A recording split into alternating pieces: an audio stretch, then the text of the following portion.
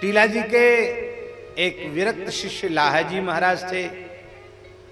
ये खाती कुल में उत्पन्न हुए थे। खाती जानते हैं ना, बढ़ई, यहां क्या कहते हैं, बढ़ई कहते हैं। बढ़ई कुल में उनका जन्म हुआ था, पर उस कुल को आपने पवित्र कर दिया। अरण्या ग्राम में स्थित टीला जी की गद्दी पर इनके विरक्त शिष्य लाहाजी विराजे और बड़े सद्भाव पूर्वक संत सेवा की। आज भी परंपरा के विरक्त संत पूजा करते हैं। अरण्या से 3 कोस दूरी खोरा ग्राम में लाहाजी ने भजन किया। उनकी गुफा स्थली,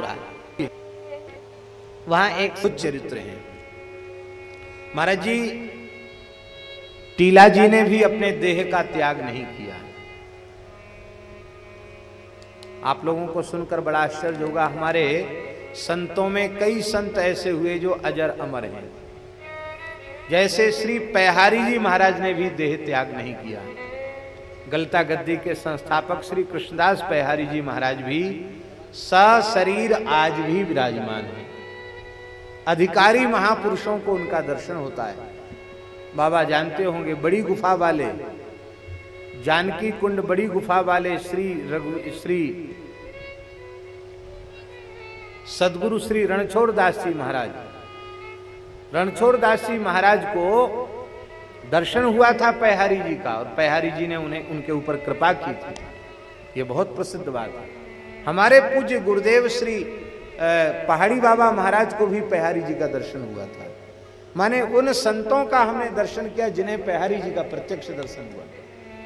पैहारी जी हिमाचल प्रदेश की गुफा में अंतर्धान हो गए सशरीर, और आज भी अधिकारी लोगों को उनका दर्शन प्राप्त हो गया।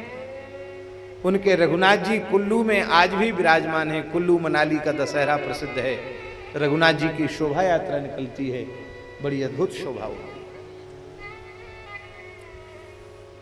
तो ये कोटपुतली है, कोटपुतली है ना राजस्थान में। कोटपुतली के पास एक गांव है प्रयागपुरा। वहां एक संत रहते हैं, अपने रामानंदी बैरागी संत हैं, श्री महंत मणिराम दास जी महाराज। अच्छे महात्मा, त्यागी महात्मा है। वो एक बार ले गए थे। वहां से हम लोग टीला जी की भजन स्थली में गए। तो महाराज जी पूरा क्षेत्र रेतीला क्षेत्र, राजस्थान है, रेत ही रेत है वहां, और गर्मी का समय था महाराज, भयंकर गर्मी थी।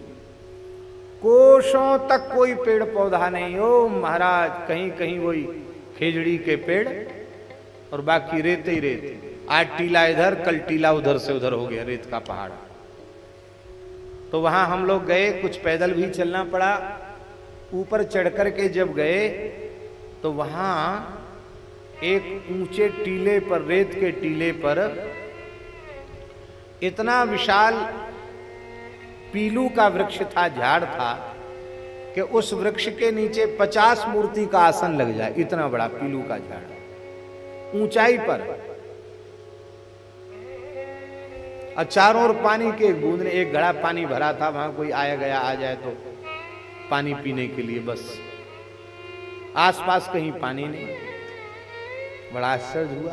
बैठकर हम लोगों को बड़ी शांति मिली। थोड़ी देर कीर्तन किया तो वहां बताया लोगों ने कि महाराज जी, इस टीले के, इस वृक्ष, टीले के ऊपर ये वृक्ष है, इसके नीचे गुफा है।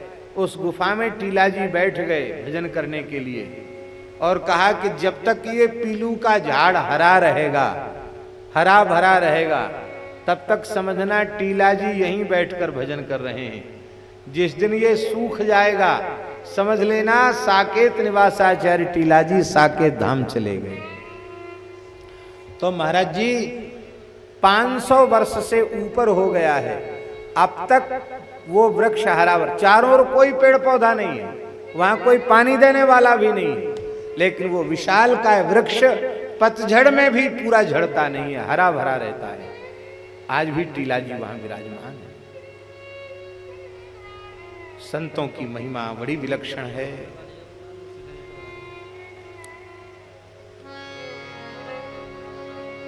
श्री टीला जी महाराज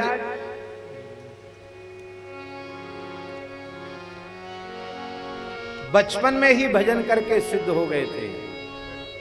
पर गृहस्थाश्रम से मुक्ति कैसे मिली? बहुत ध्यान से सुनो भाई, बहुत दिव्य चरित्र है। टीला जी गृहस्थाश्रम से विरक्त कैसे हुए, फिर जाकर पुनः भजन उन्होंने आरंभ किया।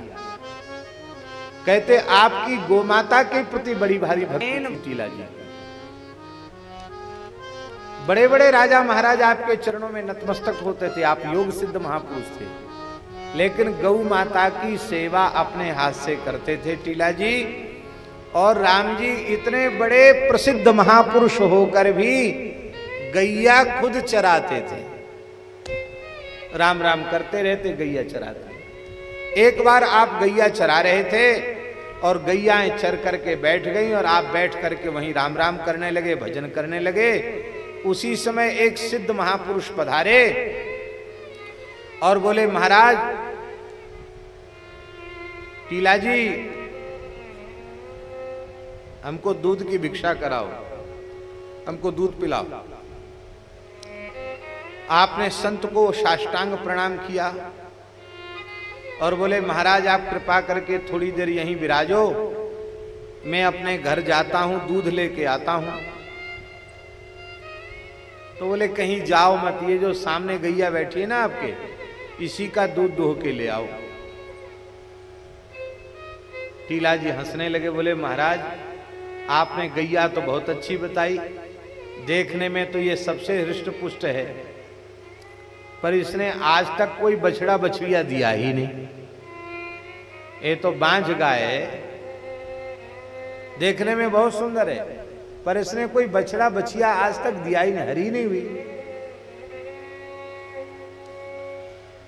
अरे आपने कहा गौ माता को प्रार्थना करके लाओ तो सही।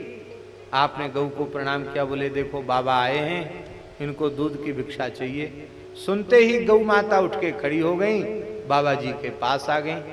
संत ने पीठ पर हाथ फेरा और कमंडल दे दिया टीला जी के हाथ में, कहा माता जी भूख लगी है, दूध पिलाओ।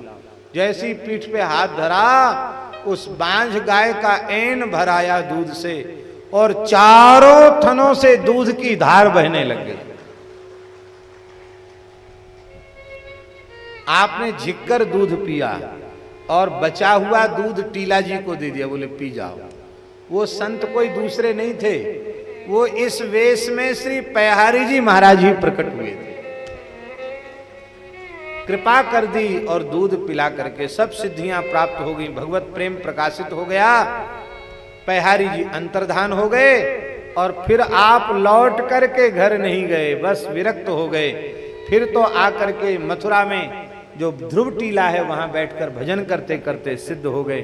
फिर आगे की कथा तो आपने सुनी ही है कि पयहारी जी ने आकर विधिवत आपको कंठी बांधी, आपको शिष्य बनाया और हमारे चतुसंप्रदाय के 52 द्वाराचार्यों में उनका एक प्रमुख स्थान है। श्री टीला जी द्वाराचार्य के रूप में विराजमान हुए।